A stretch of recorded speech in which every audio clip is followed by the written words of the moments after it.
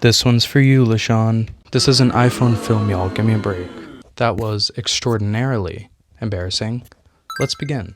What is going on, arboreal internauts? Welcome to If Would and That Is, though absolutely, but not yet annual.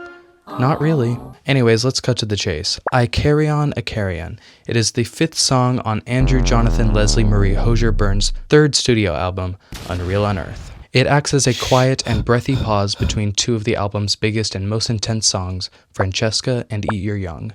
In my eyes, or ears I guess, I Carry On is the gentle giant that hides in plain sight. It is my favorite song ever, yet unfortunately it has not seemed to be getting its flowers. It puts a tragically lovely spin on the lovely yet tragic ancient Greek myth of Icarus and Daedalus?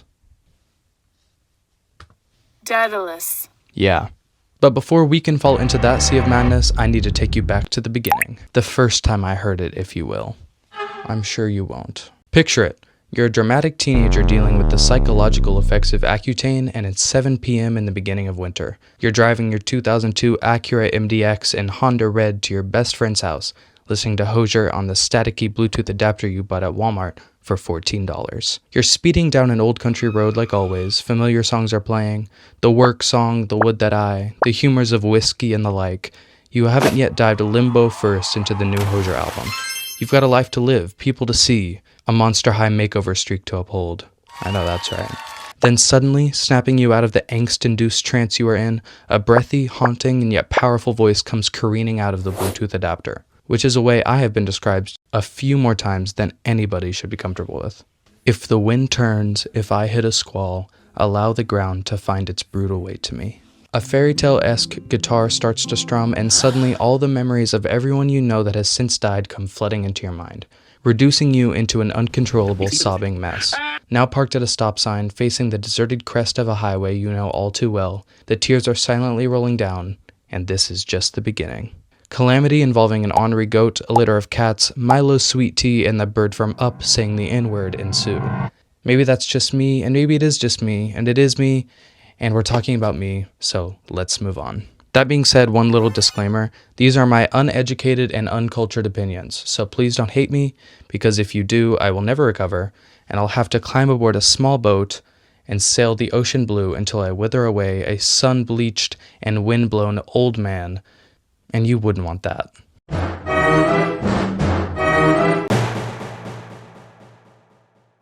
Here we are in the next part.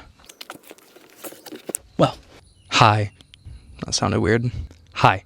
This song is kind of a retelling of the Greek myth of Icarus and Daedalus. This isn't pre-AP English 1, so we're not going to go over this verbatim, but according to Dr. Oliver Turl from Loughborough University, this is pretty much how the story goes. Icarus was the son of Daedalus, the craftsman who built the labyrinth, which is from another Greek myth involving King Minos, a half-bull, half-man beast called the Minotaur, a tasteful amount of bestiality, and of course, a maze in which Hunger Games-esque tributes have to try to kill the Minotaur. But after Daedalus aided the king's daughter by telling her how she could help an Athenian boy she liked escape the labyrinth he designed, King Minos locked Daedalus and his son Icarus inside the maze.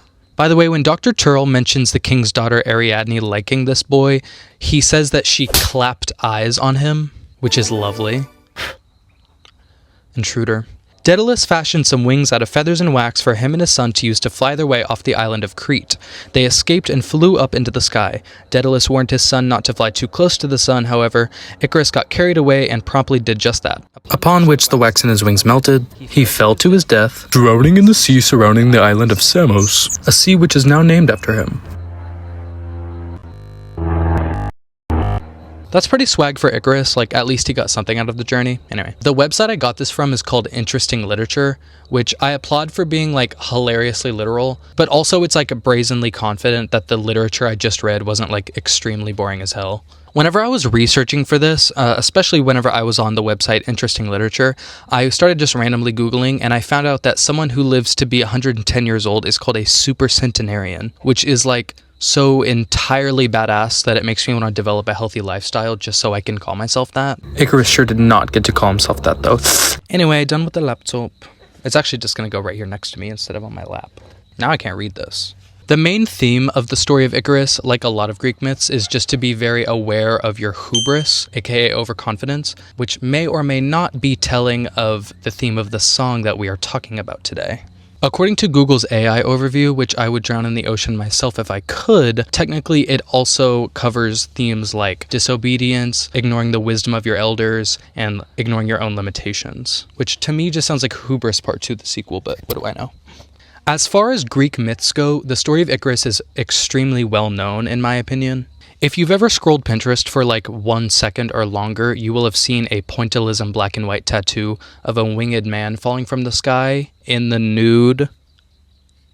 That'll be Icarus. Icarus is like an extremely popular tattoo idea I've noticed, especially among Pinterest guys and that scenario, especially if you consider the like Roman emperor thing everyone was talking about like a year ago. That's not to say they aren't cool tattoos, because they totally are. I'm just saying it's common. I feel like I'm going crazy. As I mentioned before, it's kind of a story I feel like everybody has heard about in like middle school or high school at least. Like even I, who went to a podunk ass school in the middle of nowhere, I read about it in middle school, I read about it in 9th grade, and I believe I read about it again in 11th grade.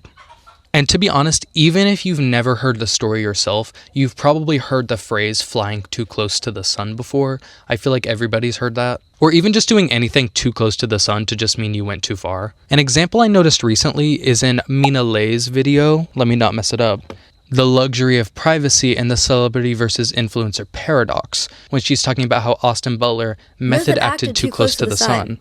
Anyway, the story goes pretty much that Austin Butler couldn't get rid of his Elvis Presley voice. Though some would say he never did. But that's not what this video is about, is it? Anyways.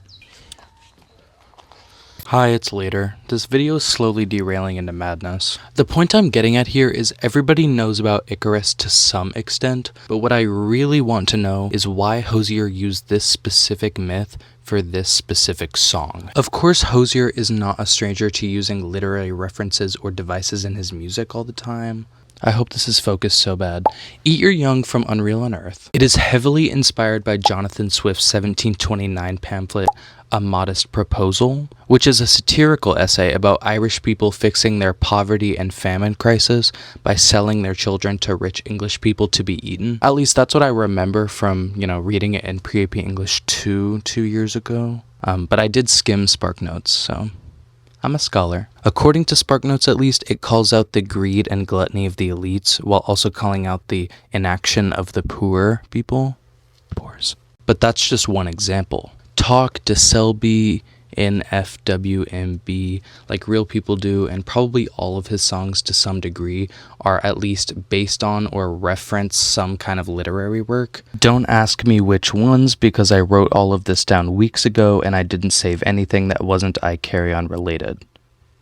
So my bad, I suppose. I will say it's not the only Hozier song based on Icarus. Sunlight from his second album Wasteland Baby also places Icarus as the narrator.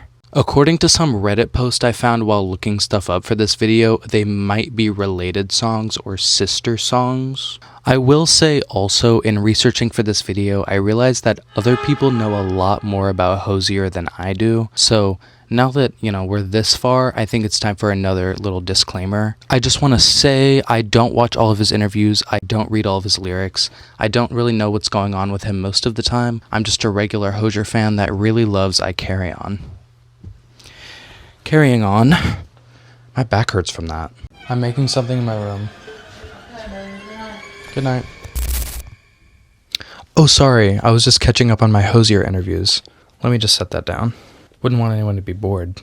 I feel like I do need to point out the obvious here. The whole album, Unreal on Earth, is based off of Dante's Inferno, which is a very famous piece of classic Italian literature.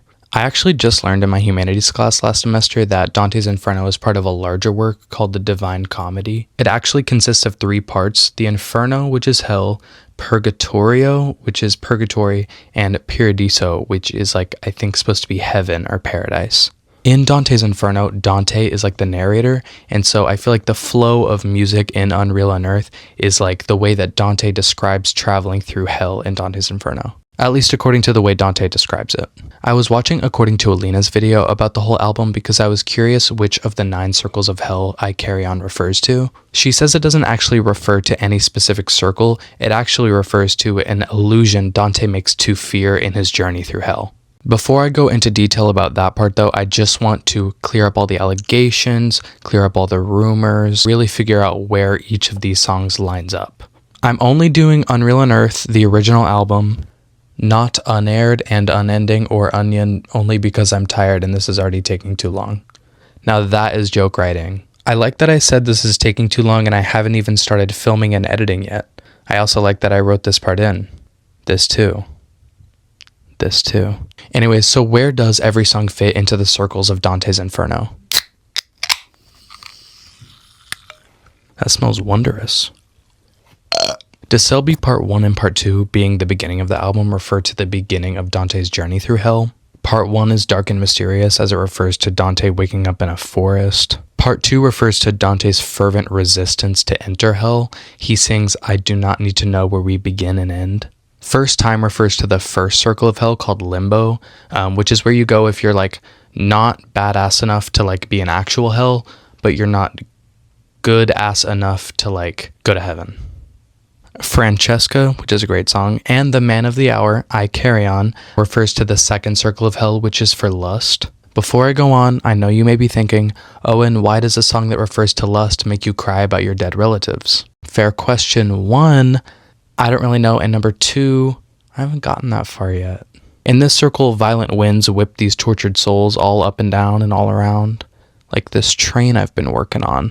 Francesca is about a girl in the second circle named Francesca who had an affair with her brother-in-law.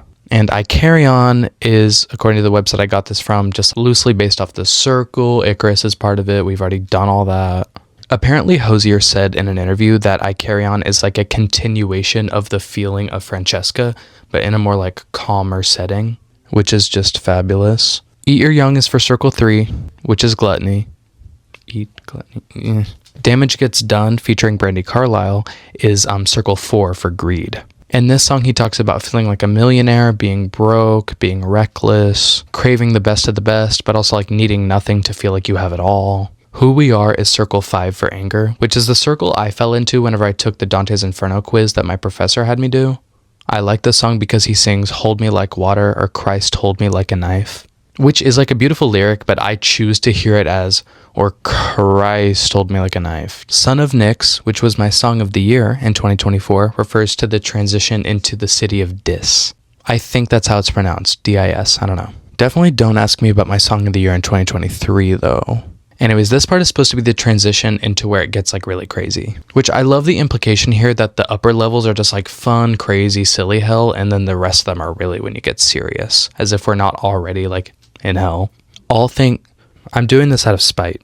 All Things End, the next one, is circle 6 for heresy, which is like holding beliefs that are at odds with like classic Christianity. To Someone from a Warm Climate and Butchered Tongue are both from circle 7. I'm sensing a trend. This circle is for violence, which is split into 3 more circles, which is violence against the self, against God, and against other people. Anything But and Abstract Psychopomp, which messes me up so much every time I hear it, are both circle 8. This circle is for fraud. Unknown Nth, unknown/nth if you will, its Catholic name, that is circle 9 for treachery. To me, this kind of just sounds like Fraud Part 2, the sequel, the remix, but what do I know? I'm just some bitch. Everyone in this circle is frozen from the waist down, which is like why I don't think I would fit in, because they would have to like find my waist to try to freeze it. It'd just be like a whole thing. That was so stupid. Also, apparently the circle contains Satan herself, and she's flapping her wings like a madman trying to get out of this frozen lake. But, you know, that could just be Satan being Satan and like freezing everyone else. We got to think about it. Y'all don't know about me, but I'm a little bit of a thinker. Also, to be honest, this circle sounds like such a badass concept for a drawing. I would draw it, except I'm far too lazy, and so I asked AI to do it. I guess I asked AI to do it, so. Great. And finally, First Light, the last song on the album, the last song I'm ever going to talk about in my life. It's about the end of and the ascent from hell. My eyes hurt. Okay. Well, that was a lot. Just to take a break from having to research stuff for this video, but still wanting to be able to work on it, I thought I'd give a little bit of information on Hozier himself, just for anyone who's watching purely based off of curiosity and not love for or knowledge of Hozier. Though I'm sure those people are few and far between, so I'm not going to go very in-depth. Andrew Hozier Byrne, aka Hozier, is a lovely Irish man who's really tall. He was raised in a Quaker household. His mom paints, his dad does music. Hello, James. He was poor for a while, but whenever he was a teenager, he was a firebender, so that's like pretty cool. He went to college for music, but he quickly dropped out because he wanted to work on music independently. He would then release a very underground song called Take Me to Church that didn't really get many numbers. And it's a song which has unfortunately been the catalyst for extremely awkward opening lines from people on Snapchat. As well, it is a song that has championed the confusion of Christian moms everywhere for over a decade. Today, whenever he's not locked away in a cottage on the Irish countryside, he spends his time making Instagram stories and being growled at by cottagecore lesbians on TikTok. Nice! Anyways, back to the real meat and potatoes. Bye. 2%! Wow. I forgot how much I wrote. We have to get some of this done. I'm talking multitasking. Anyways, back to the real meat and potatoes. So far, we know the story of Icarus and Icarion's place in Dante's Inferno. The heck is this? What the hell are you on? Not ever again. I didn't want to read Dante's Inferno for this because it seems long and my TikTok brain can only handle so much. After I just said that. I swear I did though. I'm working on the TikTok brain. That's the thing. All right, we're committed. Though I do want to clear a picture of where Icarus is alluded to in the Inferno. Be honest, is my voice extremely boring and hard to listen to? That's a trick question, I know it is, I've been editing this video. From what I learned on digitaldante.com, they allude to Icarus between circles 7 and 8. This is when a lying, flying, good-for-nothing human, dragon, scorpion, gorilla monster named Geryon flies them straight from violence and into fraud. No warm peanuts, no pre-check, no Delta Sky Lounge. This is business. That's crazy. Apparently this thing, Geryon, is like the representation of fraud, which makes sense because it's like 4 different things put together trying to be one thing. It's so confusing to be a girl. So they allude to Icarus here because they're flying through the air and Icarus is like a failed flyer, which I perceive as someone who has not read it and doesn't understand most of the references. Hell yeah. As the parallelism between Icarus's doomed flight and the gloom that Dante is flying into. It also says here that Dante sustains his interest in another Greek person, Arachne, as well as Icarus's dad, Daedalus, both of which for having like challenged or pushed the limits of humanity. Don't confuse Arachne with Ariadne from earlier. Ariadne is the girl from the Minotaur story. Arachne, and you may want to take a moment to be impressed by me, is someone I actually knew about before doing research for this. And on my own volition, no less. I'm a sewist. Oh, bazinger. Oh, thank God. I was like, no. God, I'm gonna cut my freaking finger. Can you show blood on YouTube? Just curious. Oh, I haven't cut this part yet. I like that laugh. Look at that. That's so fucking... Whoops. I was really curious to learn what my cabin was in Camp Half-Blood, which I have never even seen the Percy Jackson show for, and I got Hermes and Athena in like every single quiz I took. That's not important. Anyway, so Arachne is this lady that was so good at weaving tapestries that she beat Athena in a weaving competition. Athena was plucked that she didn't win, which is why I relate to her. So she turned Arachne into the mother of all spiders. Hence why spiders weave webs, and hence why spiders are called arachnids. Got all of that right off the old dome. Anyway, Dante likes and compares Daedalus and Arachne because they're like the great artists that like mocked everyone else in being talented. I can't say it. Fun fact, he also compares Icarus with another mythological figure, Phaeton, I think you pronounce his name, who is the son of the sun god, Helios. His whole thing is that he took his dad's sunshine wagon and whipped it too hard and got struck down. Both Phaeton and Icarus are doomed because of their hubris, which I am so happy to say again, because I love to say the word hubris. So Dante holds Icarus and Phaeton and Daedalus and Arachne as the personifications of pushing it, both negatively and positively, and figuratively and literally. The way that the author puts it, which is so beautifully worded that I'm not going to change it, goes as follows. Phaeton, Icarus, Daedalus, and Arachne, all are avatars of Ulysses, the embodiments of transgression in Dante's personal mythography. beautiful. I'm not going to be bothered to know what avatars of Ulysses means, but from the singular Google search that I did, it seems like it's another reference to one of James Joyce's works. And we know Hozier loves those, which is one of the writers that Hozier is known to take inspiration from, as we went over earlier. What a full circle moment right there and also right here. I'm locked in, y'all. Anyways, what I mean here is that these 4 unlucky bastards represent going against the code of conduct, or transgression against the norm inside Dante's own mental, personal Rolodex of mythological figures. He can just draw them out like Pokemon cards or Mouse Cthulhu's or Dora and her magic monkey or whatever. I never really watched Dora. Is this outfit change going to keep you from getting bored? So to sum up the backstory of this song, because oh my god, that was plenty of information. I Carry On is the extension of the feeling in Francesca from Circle 2, which is Lust, which is the story of loving someone despite the hardships it inflicts on you. But it has more of like a calm encore vibe. It also represents the feeling of pushing yourself beyond your limits and unfortunately impending doom, as what seems to be the case in Circles 7 and 8, violence and fraud respectively. And now, what everyone has been waiting for, the words! Yeah! So fun fact, at the time of writing this, I learned about the concept of hermeneutics in my Comp 2 class. Now, not so recently, I actually just finished my last Comp 2 assignment yesterday. This one looks way better, y'all. Just keeping it for real. God, that was a hard sentence. Hermeneutics is the theory and practice of I ran out of storage again. Hermeneutics is the theory and practice of interpretation of texts and also the study of meaning in general, considering humanness related to the text and context and all that stuff. The word hermeneutics actually comes from the god Hermes, my other ancestor, because he's the god of language and alphabets and stuff like that. But that's not important. What is important though is that I will affectionately begin the next part of this video, the lyrical analysis, with the term now for neutics, because I find it really funny. And now for neutics. I Carry On is a pretty easy to understand song as long as you happen to know all of the words ahead of time and also the meanings of the lyrics. So carry on, the word, means decaying or like rotting flesh. So I carry on means I decaying or rotting flesh. And Icarian, as in like Icarus, just means that the song is like of Icarus. So this song is an Icarian song about dying. However, that being said, nothing in life is that simple. There's obviously more meanings to it. So Icarian can also mean something from Icaria. Icaria is a Greek island in the Aegean Sea. The Aegean Sea is named for King Aegea, who drowned himself in the ocean after that cute Athenian boy from earlier didn't flag the right flag. And so his dad thought he was dead, and so he killed himself in the sea, and now it's called the Aegean Sea for King Aegea. His dad killed himself because he thought he lost someone he loved, his son, so maybe like Hozier's doing the same with someone he loves?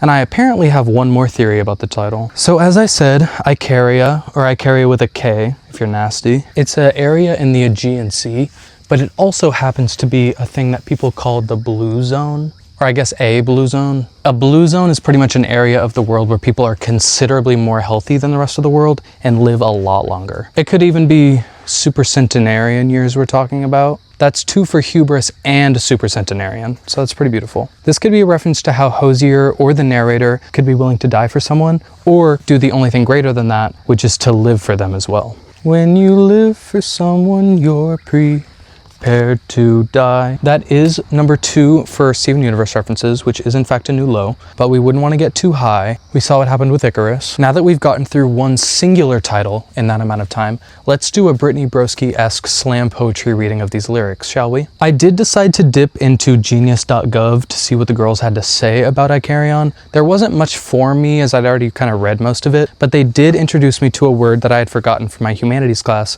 saffrozine. Anyway, here we go. I do not want that on my body. If the wind turns, if I hit a squall, allow the ground to find its brutal way to me. I feel lighter than I have in so much time. I've crossed the borderline of weightless, one deep breath out from the sky. I've reached a rarer height now that I can confirm. All our weight is just a burden offered to us by the world. And though I burn, how could I fall when I am lifted by every word you say to me? If anything could fall at all, it's the world that falls away from me. You had me floating like a feather on the sea, while you're as heavy as the world that you hold your hands beneath. Once I wondered what was holding up the ground, but I can see that all along, love, it was you all the way down. Leave it now, I am skybound. If you need to, darling, lean your weight to me. We'll float away, but if we fall, I only pray, don't fall away from me. I do not have wings, love I never will, soaring over a world you are carrying. If these heights should bring my fall, let me be your own, I carrion. If the wind turns, if I hit a squall, allow the ground to find its brutal way to me. If I should fall on that day, I only pray, don't fall away from me. There's June bugs everywhere, and frankly, I'm not having it. Y'all, those lyrics get me every time. They're just so radical. So let's get into get into it. If the wind turns, if I hit a squall, allow the ground to find its brutal way to me. Get off my phone, you giant freaking insect. He opens the song Frank Ocean style, quite violently, I might add. Not actually very violently, but it is probably the most sonically intense part of the entire song, which is really not saying a lot. At this point in the song, because it's the beginning, we don't have much context for if the wind turns, but we do know because of the Icarus metaphor that he's referring to the wind that he's like flying in. This is flying. So if I hit a squall is like a sudden burst or gust of wind that's like out of character for the flow, according to the internet. Allow the ground to find its brutal way to me. It's like taking the idea of falling to your death and spinning it in like a cute egocentrism kind of way. Instead of looking down to see that you're falling from the sky towards the earth, looking down and being like, the earth seems to be running towards me quite quickly. I feel lighter than I have in so much time. On the borderline of weightless, one deep breath out from the sky.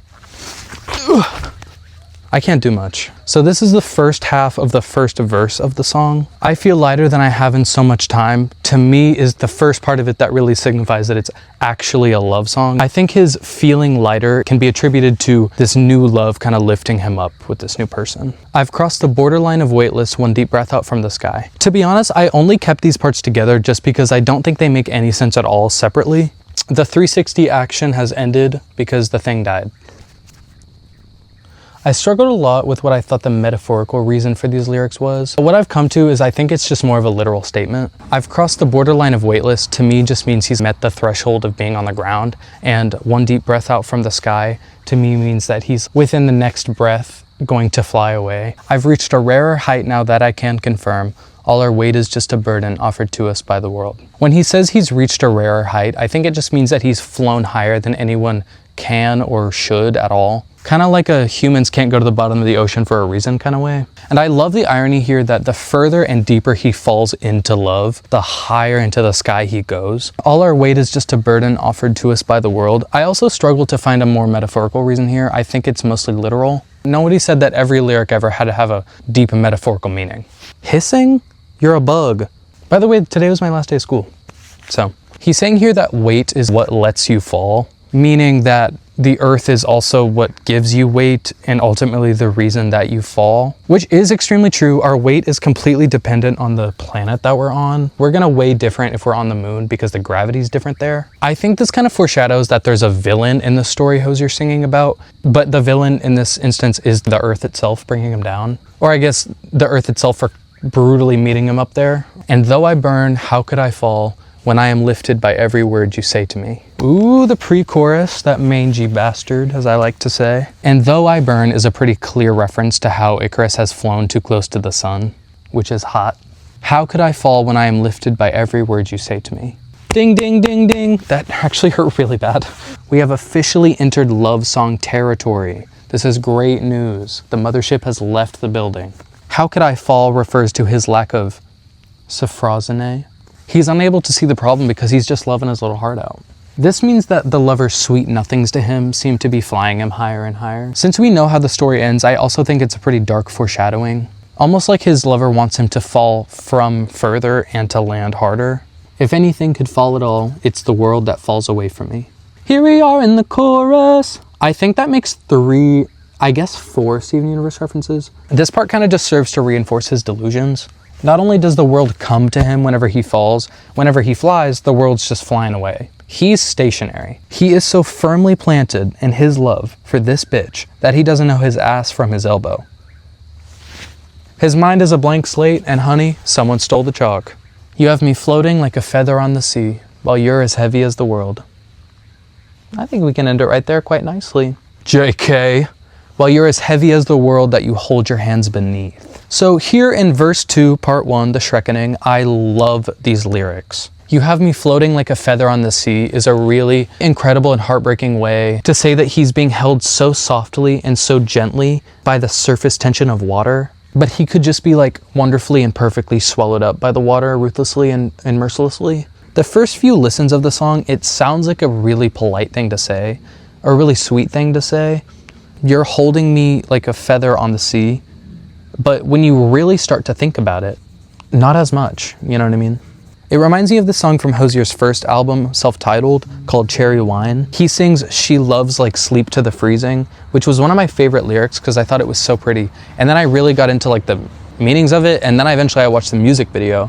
I love music videos. And then you realize it's about abuse and death. Moving on. "While you're as heavy as the world, that you hold your hands beneath." I think this puts the lover in a position where they're not necessarily the world itself, but they are like holding it up. They have the weight to not float up into the sky, and by the logic of this song, that would just mean that they're not in love like Hozier or the narrator is.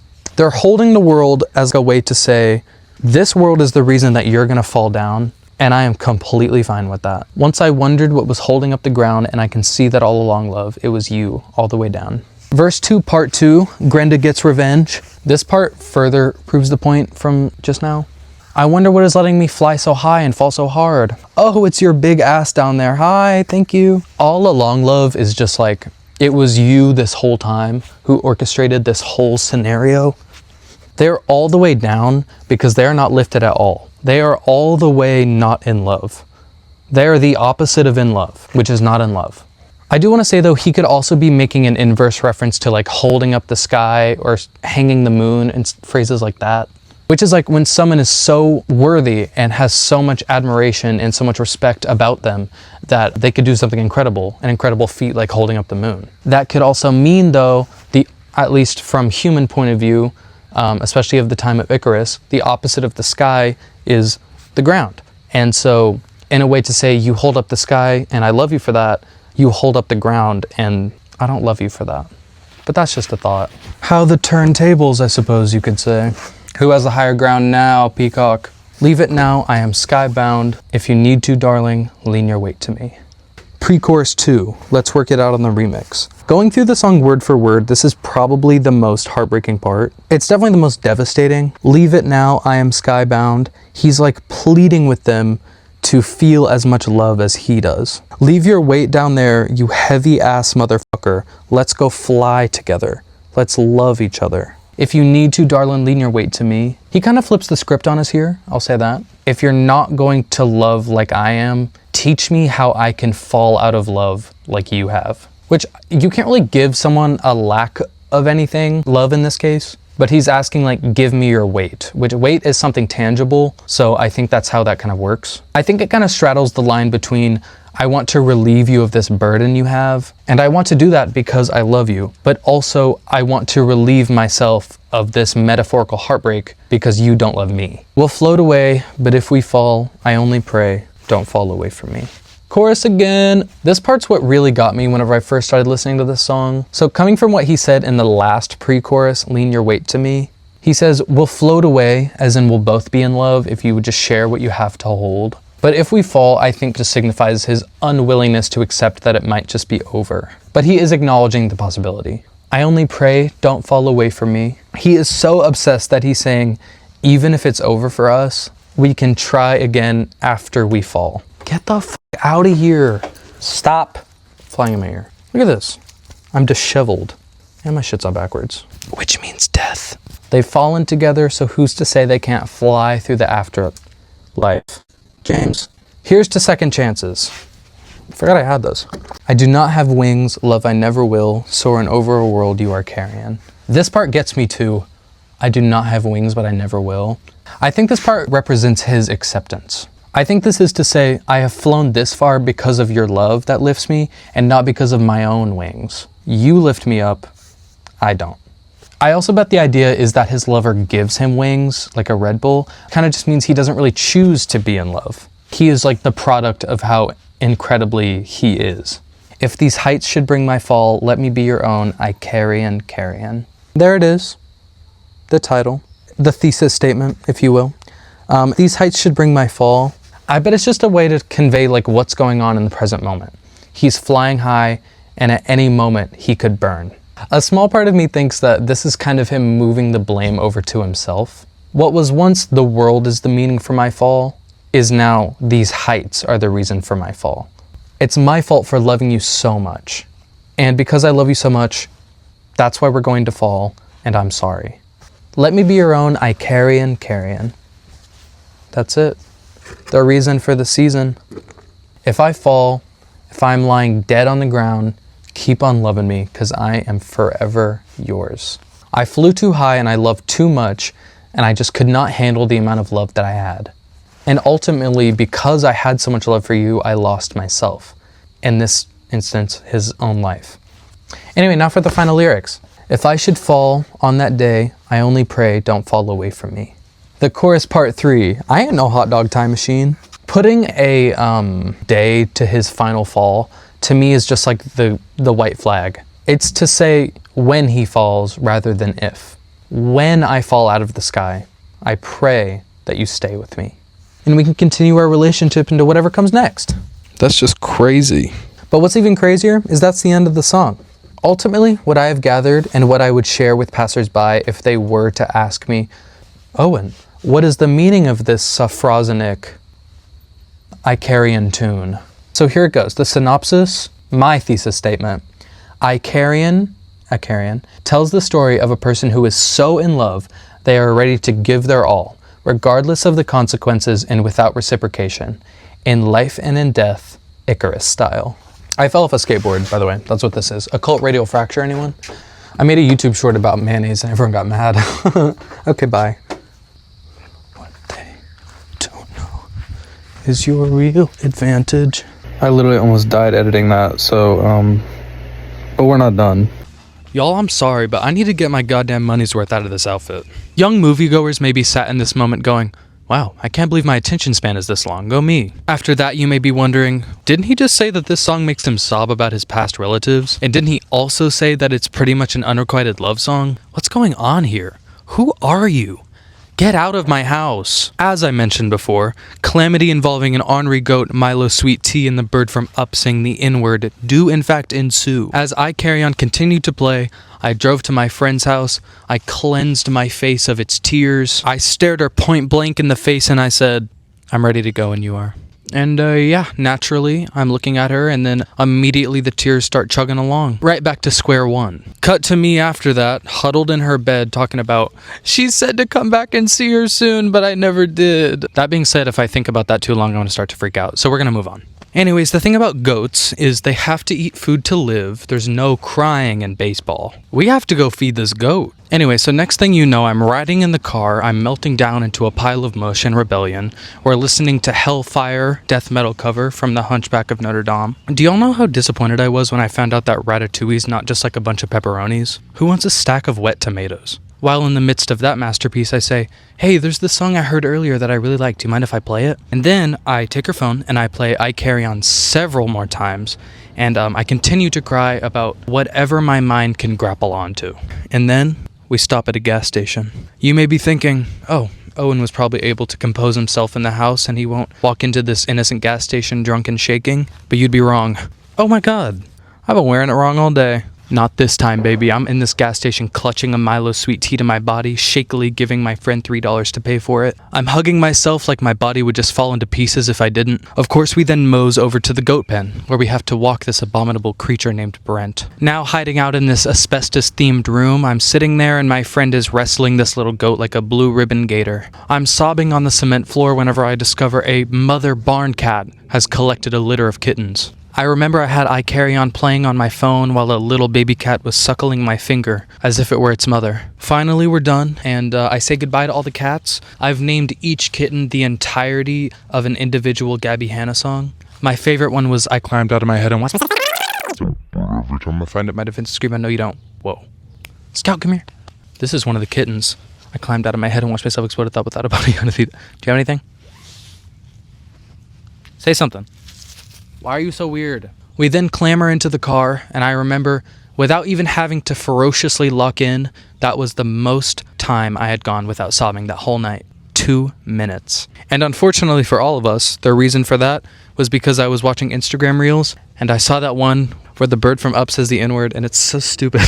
I don't condone that. I was hardly a boy, not yet a man, and I'm sorry. Listen, Instagram Reels are the wild, wild west. It was so foolish and so ridiculous and so technically not funny that I did laugh for like 7 minutes. Frankly, I don't really know what the absolute reason for my crash out was, but I do have a hunch. In fact, it is a major reason why I think this song is so special. It is the ultimate story. What if I dead sprint? I am. It's the secret juice to get your own juices flowing. Oh God. The words, "I do not have wings and I never will," broke me whenever I felt like I wasted all the time that I had spent on earth with my loved ones by not seeing them as much as I could. With the people that There's probably a fucking gender reveal happening next door, Jesus. How could I fall when I am lifted by every word you say to me? Help me realize that I can do more with the people that I actually have left. It is the sad song, but it also happens to be the catalyst of a secret which I have been keeping from you all this time. You may think that this video just fell out of a coconut tree, but shamefully, it is actually the second time I have dived into the world of I Carry On. More on that at 11, but lucky for you, it's 10:59. Did I get all the parts? I graduated today. You can't see me smiling. Picture it. It's the beginning of your senior year. You're applying for the honors college, even though you don't want to be in it. The application requires a short essay over one of 3 topics, one of which is a piece of art that you feel has had a profound impact on you. You have about an hour to write it before work, so you get to it. The juices are flowing, and the essay goes as follows. Me. The song I Carry On.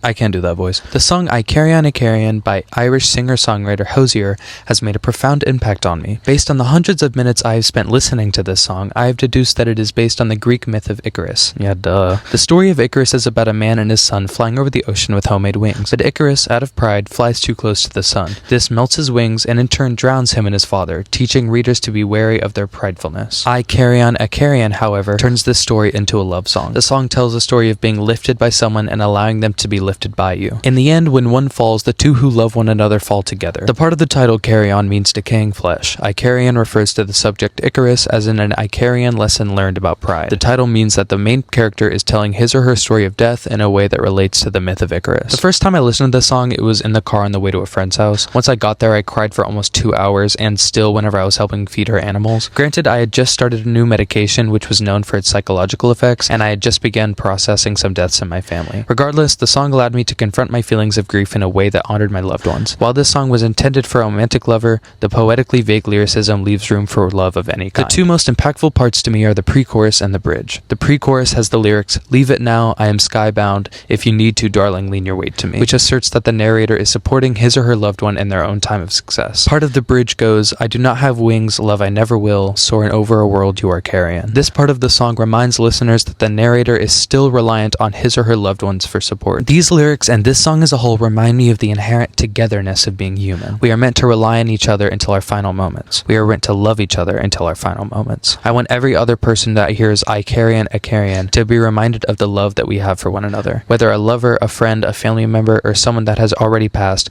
we can rely on each other. Ultimately, this song is a reminder of how special it is to be alive and to be able to love. One day we will all be Carry On, but until that day, I only pray we find time to love. Anyway, that's the end.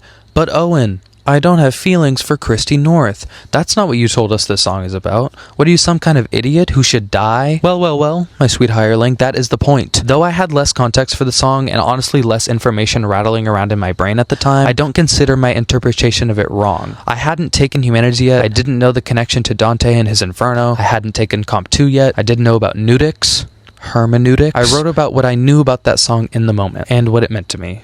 Quite beautifully, I might add. Yes, I didn't recognize some of the sad truths about the song, but most listeners won't. What I Carry On meant to me then is just as valid as what it means to me now. And while this is true for all arts, I want to highlight it here. As I said in my old essay so eloquently, the poetically vague lyricism leaves room for love of any kind. Regardless of the intention of this song, it is written and sung in such a way that it pulls your heartstrings into whatever direction you need some plucking. It's like how a horror book is always scarier than a horror movie. Whatever you can imagine to be the scariest thing you have ever seen is worse than what someone else can imagine is the scariest thing that you have ever seen. Whatever I Carry On means to you is worse than what it means to someone else. And that is the magic of this song. It is everything you need it to be. It's the perfect crime. Whether that's background music to grieve to or inspirational words to find your point of view in this whack-ass thing we called life, or college applications. You may be at this point wondering, so what makes I Carry On more important than every other Hozier song? And my answer to that is...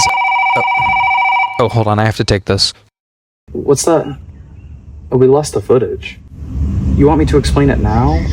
We'll edit it in later. Well, I mean, if you can get him to. I think he's on sabbatical. Yeah, we'll just skip it. I don't think they'll notice. Gotcha. You need me to stop repeating everything you say? Gotcha.